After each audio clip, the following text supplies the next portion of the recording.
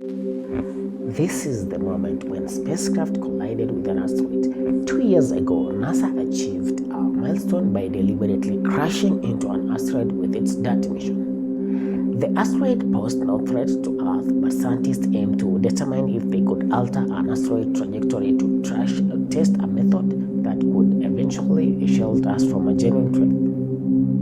The experiment succeeded. Humans can shift an asteroid, but the downside is that scientists are still uncertain about why it worked. There remains much we don't understand, such as what specifically occurred on the asteroid's surface after the impact, its composition, and how effective the deflection was. However, our Hera spacecraft is set to fly to that same asteroid to address all our queries. Hera will conduct a detailed crash scene investigation, collection data on the asteroid mass, structure, and composition to transform this kinetic impact strategy for planetary defense into a thoroughly understood and portable technique. Why is it essential to protect our planet? In 1908, witnesses reported a bright flash and a sound resembling an explosion. 10 minutes later, this was linked to the largest documented asteroid strike ever recorded, occurring over the Tunguska region in Siberia. Individuals up to 500 kilometers away reported seeing the flash. Some said it was even brighter than the sun. The explosion was colossal, flattening 80 million trees, shattering windows up to 250 kilometers away, and a shockwave effects could even be felt in London. This represented a fortunate escape for Europe. It occurred close enough to impact densely populated areas. Consequently, NASA and other space agencies began closely monitoring space to track potential hazardous asteroids. So far, over 35,000 asteroids have been identified, whose orbiting bring them dangerously close to Earth. So far, over 35,000 asteroids have been identified, whose orbits bring them dangerously close to Earth. But if one were on a collision path with us, what could we do? To tackle this question, an international team devised the first planetary defense mission, DART, to strike the asteroid and send Hera to collect data post-impact. Given the many asteroids that could endanger us, how did we select one for exploration? The asteroid that DART impacted and that our Hera spacecraft will now visit is called Dimorphos. It is a small asteroid, roughly half the size of the Eiffel Tower, but if it struck Earth, it could devastate a small country or city. Dimorphos orbits a larger asteroid named Didymos, which Hera would also explore. Together, these two asteroids comprise the Didymos system. Here are several reasons scientists choose to investigate the Didymos system. Among the vast number of asteroids, these do not pose a real threat to Earth, so nudging one would inadvertently set it on a collision course with our planet. The system passes relatively close to Earth, making them accessible. The 150-meter diameter of Dimorphos is significant. We know about 95% of all near-Earth objects larger than 1 kilometer, but most smaller asteroids remain undiscovered, despite their potential for destruction. Since Dimorphos orbits Didymos, we can easily observe any changes in its orbits from Earth. So, what do we expect to find on Dimorphos? We don't truly know yet, but based on our current data from this mission, there are various possibilities. Dimorphos might have a crater of unknown size, or it could have been completely reshaped. Before that mission impact, Dimorphos took 11 hours and 55 minutes to orbit its larger parent asteroid. Following the collision, astronomers have determined that the spacecraft impact altered Dimorphos' orbit around Didymos by 33 minutes, reducing the orbit to just 11 hours and 22 minutes. The mission was regarded as a significant success, but to gain further knowledge about the physical properties of these asteroids and the outcome of that impact, we must visit them. Initially, we believed that when DART crashed into Dimorphos, it would have created a significant impact crater, potentially the first one ever made by humans. However, scientists now suspect that there may not be a crater on Dimorphos after all. Recent simulations indicate that impact might have entirely altered the asteroid shape. Scientists estimate that around 8% of the asteroid mass was displaced and 1% of Dimorphos' total mass was ejected into space, some of which may reach Earth as small meteoroids. The dirt impacted produced a substantial amount of ejecta, with much material still escaping the system at tens of thousands of kilometers from Dimorphos.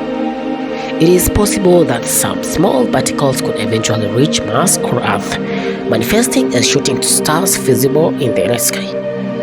Thus, with no associated risk, we are uncertain about this current appearance, leading to many surprises ahead. I'm thrilled because in 2 years we'll have the answer: crater or no crater. We need to return to Dimorphos to analyze the aftermath of the impact.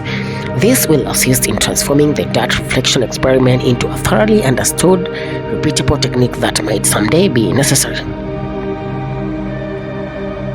We know it will take us 2 years to arrive at the asteroids after launch, but how will we reach them? On its journey, Hera will swing by Mars in March 2025, gaining speed to help reach its destination. During this process, Hera will get as close as 6,000 kilometers from the red planet's surface, closer than the orbits of its 2 moons. Its trajectory will be adjusted so that it can aim its scientific instruments at Mars' smaller moon, Didymos, from less than 1,000 kilometers away. A practice run for this arrival at the asteroid system while also observing Didymos itself.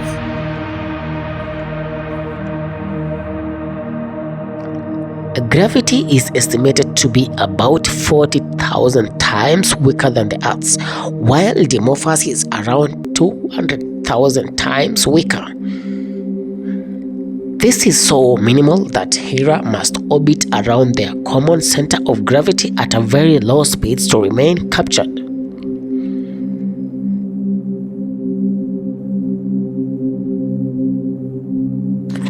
To maintain the optimal distance for asteroid study, Hera's orbit will require regular adjustments, otherwise the spacecraft could gradually drift away. The potential for Hera to touch down on one of the poles of Didymos at the mission conclusion is being considered, even though it has not been specifically designed for landing. It could descend towards the surface. However, once on the surface, Hera would no longer be able to communicate with us on Earth, effectively concluding the mission.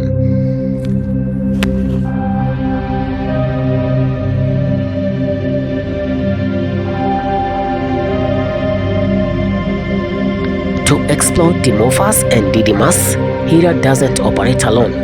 It carries 2 shoebox-sized CubeSats that resemble terrestrial drones, allowing them to fly closer, take more risk, and eventually even land a world first. This marks the first time a spacecraft is equipped with 2 CubeSats designed for deep space exploration of an asteroid.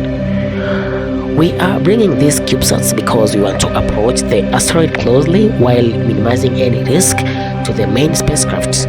Each of these CubeSats contains its own instruments, and for the first time we'll be able to investigate the internal properties of an asteroid, which has never been achieved before.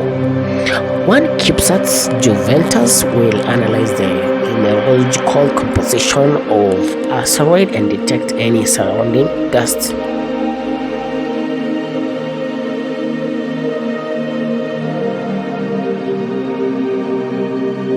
The 2 CubeSats named Juventus and Milani will closely interact with the asteroid.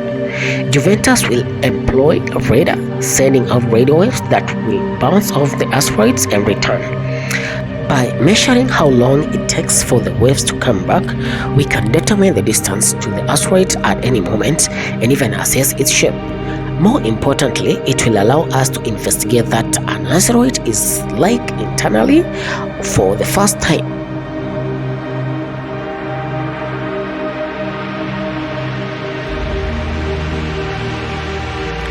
Is Dimorphos a rubble pile or a monolith covered with pebbles and gravel?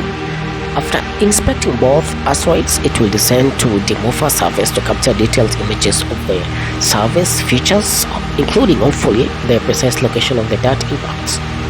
Once on the ground, it will utilize a gravimeter to enhance our understanding of the asteroid gravity field. The other CubeSats Milani will evaluate the mineralogical composition of the asteroid and analyze any dust in the vicinity. Later on, it will also attempt to land on Dimorphos. Its onboard instruments will collect valuable data during landing and any subsequent bounces, providing insights into the surface characteristics of the asteroid. If Milani lands successfully, its instruments will examine the dust on the Dimorphos surface.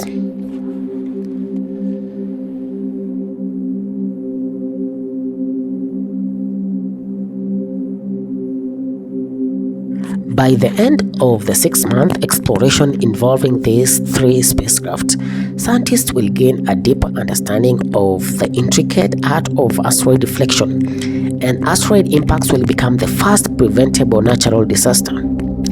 At the first glance, an asteroid appears as merely a tiny dot of light in the sky. We need additional observations to determine if it poses a genuine threat. Planetary defense is a global concern, so we must collaborate with other space agencies to safeguard our planet.